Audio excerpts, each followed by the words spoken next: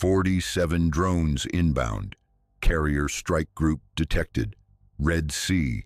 03:15 hours local time. This is not a drill. Surface warfare coordinators track the swarm on radar. Multiple small contacts accelerating toward the fleet. Speed 30 knots. Sea skimming profile. These are unmanned surface vessels packed with explosives. The attack begins now. USS Theodore Roosevelt Carrier Strike Group operating in international waters. Standard patrol configuration. 1 carrier, 3 destroyers, 1 cruiser, 2 support vessels. Total value exceeds $20 billion. 11,000 personnel. The drones launched from multiple coastal positions simultaneously. Coordinated timing suggests central command. Intelligence had warned of this capability for months. Now it arrives in real time. Red Sea Doctrine brings you inside the battle. Radar operators count contacts, 47 confirmed. Each drone approximately 6 meters long. Fiberglass construction, electric propulsion, nearly invisible to conventional radar until close range. But the carrier group's Aegis system detects them at 18 nautical miles. That gives the fleet 11 minutes to respond. 11 minutes to stop 47 inbound threats. The mathematics are brutal. Defense systems activate immediately. SM-2 surface-to-air missiles prepare for launch. Close-in weapon systems power up. Electronic warfare arrays begin jamming protocols. Every ship in the formation shifts combat stations. This is the moment decades of training prepared for, but no exercise simulated 47 simultaneous targets. First missile away at 03:17. SM-2 streaks from the cruiser's vertical launch system. Flight time to target 41 seconds. The missile's radar seeker locks onto the lead drone. Impact confirmed. 1 threat eliminated. 46 remain. The cruiser ripples 6 more missiles in rapid succession. 2 destroyers add their firepower. Missiles launch every 8 seconds. The sky above the Red Sea fills with contrails and fire. This is modern naval warfare. 1 carrier strike group worth $20 billion. 47 drones costing maybe $2 million total. Would you bet on the expensive ships or the cheap swarms? Drop your answer. The drones execute evasive maneuvers. They separate into 3 groups. This complicates targeting solutions. Missile defense systems must divide attention across multiple threat vectors. Some drones accelerate, others slow down. The swarm creates timing chaos. Naval doctrine calls this saturation attack. Overwhelm defenses with quantity. Even a 90% intercept rate means 4 or 5 drones get through. At 03:19, the first drone penetrates the outer defense ring. Distance to carrier now 8 nautical miles. The destroyer USS Michael Mansour shifts position. It places itself between the drone and the carrier. This is exactly what escort vessels exist to do. The destroyer's 5-inch gun engages. Shells bracket the drone. Direct hit. Drone explodes in a fireball visible for miles. But 17 drones still push through the missile defense zone. Close-in weapon systems take over. Phalanx guns rotate toward inbound threats. 20mm tungsten rounds fire at 4,500 rounds per minute. Radar tracks, computer aims, guns destroy. 3 drones disintegrate under phalanx fire, then 4 more. The system works exactly as designed, but not fast enough.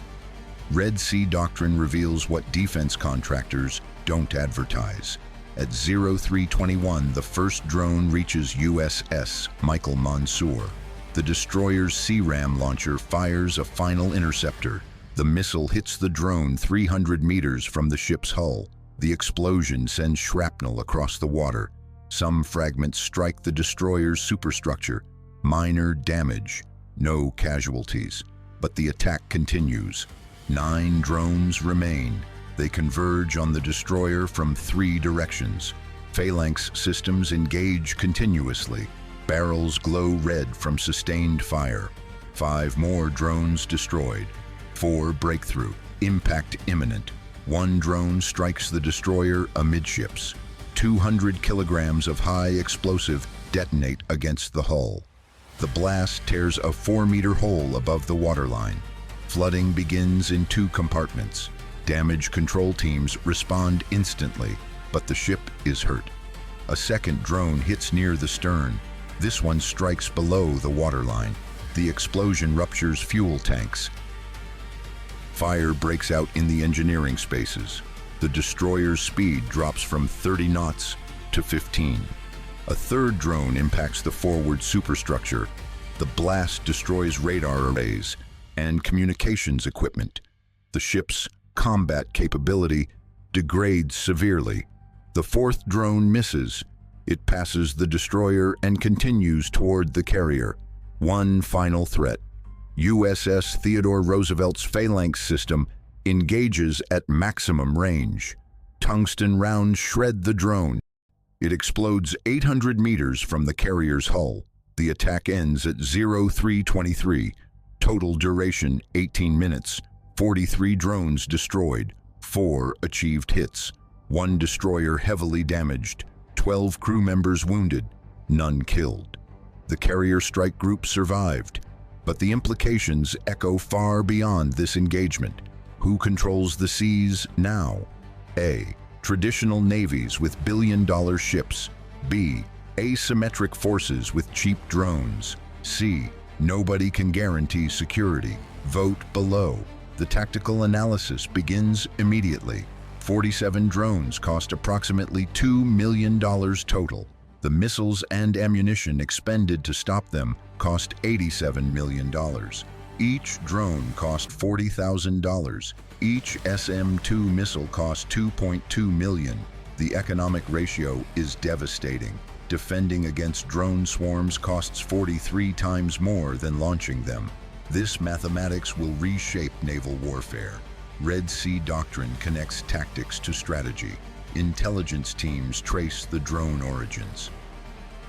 Launch sites identified along a 200-kilometer coastline. The drones were commercial vessels modified for military use. Fiberglass hulls, electric motors, GPS navigation, warheads made from artillery shells. This is garage-level technology defeating billion-dollar warships. The strategic implications cascade instantly. If 47 drones can damage a destroyer, what happens with 200?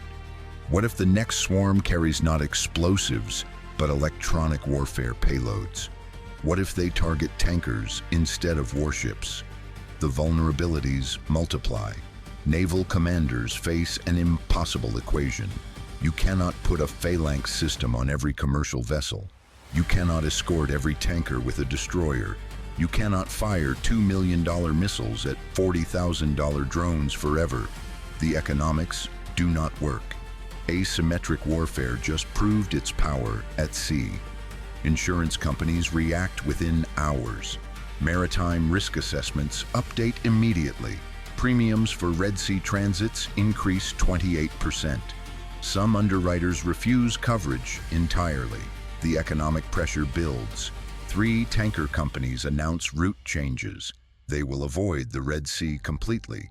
The Suez Canal loses traffic. Ships reroute around Africa.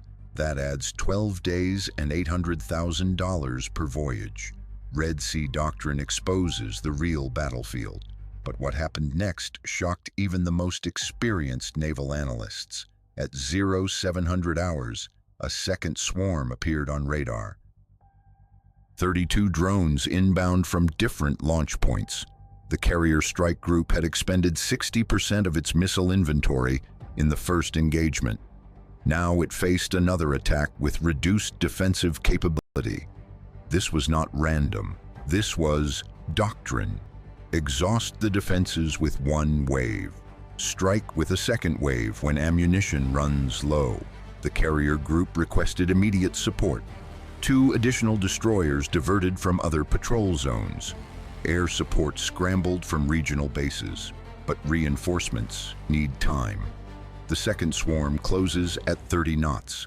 The fleet's commanders face a choice: engage with remaining missiles and risk complete depletion, or withdraw to replenish and concede the operational area. Neither option is acceptable, but staying means fighting with limited ammunition. The decision comes from Fleet Command: engage the swarm, maintain position, demonstrate that the U.S. Navy does not retreat from drone attacks. The political calculation overrides tactical caution. At 07:15, the second engagement begins. This time, the fleet has fewer missiles. Phalanx systems have reduced ammunition. The destroyers are spaced differently to protect the damaged vessel. The tactical picture is worse than the first attack. Is this the start of a wider naval war? Comment Y or N. The second wave tactics differ from the first. These drones approach more slowly. They loiter at the edge of missile range. They force the fleet to fire precious ammunition at targets that might not attack. This is psychological warfare as much as combat. The fleet holds fire initially, wait for the drones to commit, but that allows them to choose timing and vector. When the drones finally accelerate, they do so in a compressed window, 12 seconds between first and last drone beginning their attack runs. This compresses response time. The fleet fires missiles, but with reduced inventory, each shot must count. Targeting priorities shift to drones nearest the carrier. The outer drones receive less attention. This is triage warfare. Save the high-value asset. Accept risks to escorts. 29 drones destroyed in the second engagement. 3 penetrate defenses. All 3 target USS Michael Mansour. The already damaged destroyer takes 2 more hits.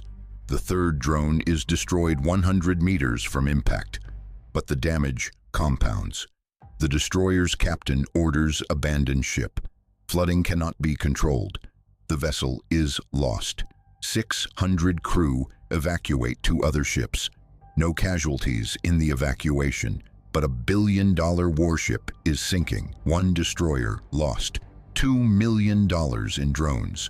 This is the new calculus of sea power. Red Sea Doctrine will not look away from this reality. The carrier strike group withdraws to safe waters. The damaged destroyer sinks in international waters. Salvage is impossible. Intelligence analysis continues for weeks. The drone attacks represented a new doctrine. Saturation tactics combined with sequential waves. Target prioritization forcing defensive choices. Economic attrition through cost imbalance. This playbook will spread. Every nation with a coastline can build these drones. Every non-state actor with machine shops can manufacture them. The technology is too simple to contain. Naval forces worldwide must adapt or become obsolete. What breaks next in naval warfare? Traditional ship designs, missile defense economics, or global shipping security? The U.S. Navy convenes emergency doctrine reviews. Directed energy weapons offer one solution. High-powered lasers can shoot down drones for dollars per shot. But laser systems struggle in adverse weather. Another option is automated gun systems with AI targeting. A third option changes naval architecture entirely. Smaller, numerous, unmanned vessels.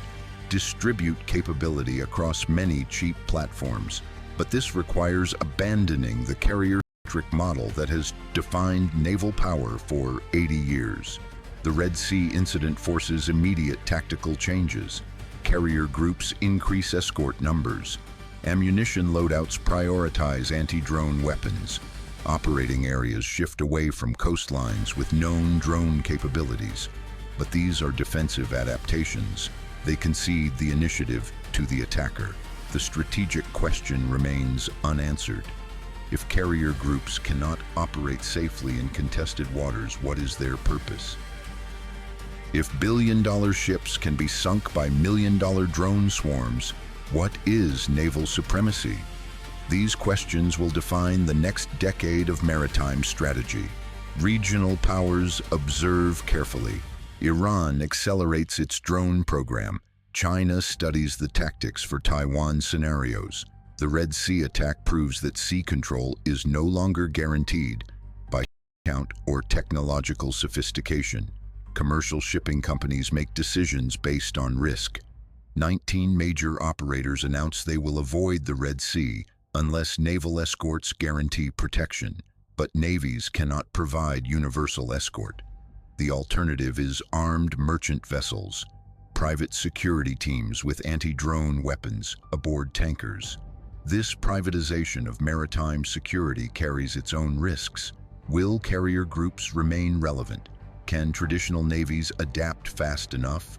Or will sea power fragment into hundreds of small, autonomous systems fighting for control of every mile of ocean? Subscribe to Sea Doctrine, where sea power decides everything. This is the channel that shows you the future of naval warfare. Hit subscribe, enable notifications. The next drone swarm could launch tomorrow.